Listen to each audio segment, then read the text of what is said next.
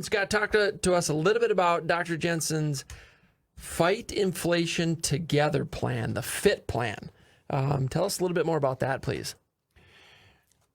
We came out probably about a month ago with a 10-point plan on public safety, and I think that was really important, and it really got the conversation going. Today we came out with, I should say a couple days ago, we came out with the F.I.T program, Fight Inflation Together. It has to do with several things. The tax burden that the everyday Minnesotan has to endure is overwhelming. We're literally in the top 5% in virtually everything.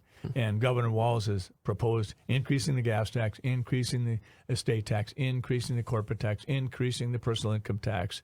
Virtually any tax category, it's been proposed that we increase it, even though we have a $10 to $12 billion surplus. So that's huge. I think the next thing is we need a far stronger oversight role in Minnesota. We have had so many debacles, whether you're talking about the hundreds of millions of dollars that was wasted with MNLARS, and then we saw the fraud with daycare, we saw the fraud with the feeding and the hunger programs.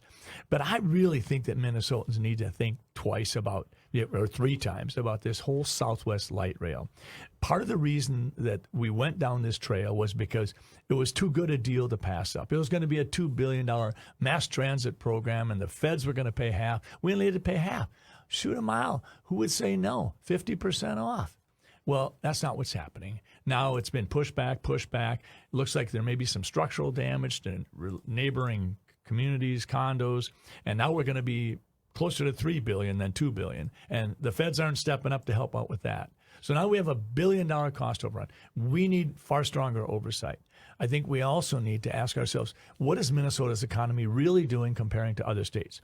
Yes, if Governor Walz wants to tout that we have a 2.2% unemployment rate, that sounds pretty impressive. But let's ask ourselves, how many Minnesota people do we have working today? The unemployment rate doesn't measure the fact that a lot of people said, I'm done. I'm out of the work market. I'm retiring. I'm 68. I worked a little bit longer than I had planned on. We need those people in the workforce, and we don't have them. So I think if you look at the GDP growth in Minnesota, we're in the bottom half of the states over the last 5 years. If you look at the number of Minnesota employees, we're not up to pre-COVID levels. I think the next thing that you have to look at is you have to ask yourself, what about energy costs? And these are huge, and we've got to do something about them. When you reduce the amount you produce, you raise prices. This isn't rocket science. So we've got to get on top of that. We shouldn't be taxing Social Security twice. That's a given. I think we have to ask ourselves, how do we harness spending? We have to look at metrics. If we're spending more than a typical state that we might compare ourselves to, then we have to ask why. Welfare recipients. In Minnesota, the typical welfare recipient gets over $30,000 a year. In the bordering states, Iowa, North Dakota, South Dakota, Wisconsin, none of those states get up to $20,000. Now, I'm not saying that we're wrong. I'm saying that we've got to look at that.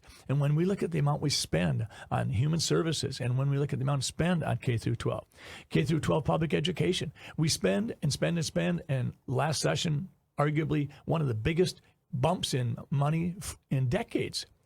And yet, the achievement gap's increasing. Graduations are down. People seem to be ill-prepared for the workforce. We'd have to ask ourselves a question. Is our public K-12 system succeeding?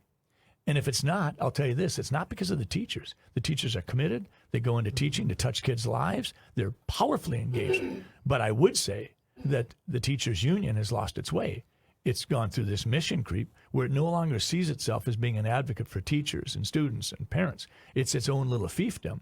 And those people in that union like what they're doing. They like their job. They like their expense accounts. And it's being done on the backs of the students, the teachers, and the parents. So I think these are a lot of the things that we have to do. And ultimately, we have to restore our supply chains in a very real fashion. If you want to see the 10 points in more detail, you can just go to drscottjensen.com/fit, and you'll be able to find it there.